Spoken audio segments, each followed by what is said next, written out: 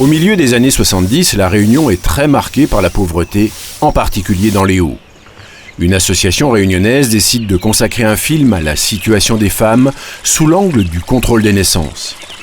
À cette occasion, l'équipe de tournage fait le portrait touchant d'une mère de famille de Sillaos. Vous êtes née à Sillaos il y a combien de temps? Madame Payette y raconte son parcours. On n'était pas trop aisés, si vous voulez, à l'époque, puisque mon mari était seul à travailler pour subvenir à tous nos besoins. Et à cette époque, Auguste gagnait quelque chose comme 12 et 15 000 francs.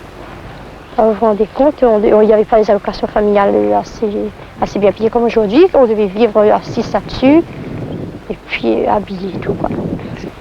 Et après, à force d'économie, on a pu construire quelque chose ici, 2 pièces, et puis on est venu habiter par ici. Pendant que son mari travaille, Madame Payette s'occupe de la toute petite case, des élevages qui améliorent le quotidien et bien sûr de ses 6 enfants. Car la contraception n'existe pas, ou à peine, et les familles sont encore nombreuses. Tous les ans, on s'attendait à une nouvelle licence. Bon, gré malgré, il fallait s'y attendre à ça.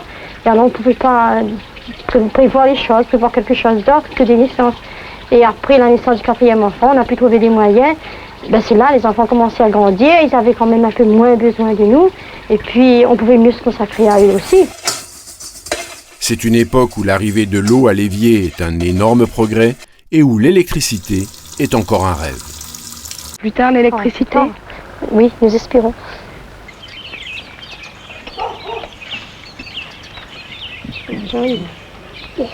Bénissez-nous, Seigneur, bénissez ce repas. C'était il y a moins de 50 ans, et cela semble pourtant très très loin. Au nom du Père et du Fils et du Saint-Esprit. Voilà. Petit. Merci. À tous. C'est chaud? chaud pour la pochette.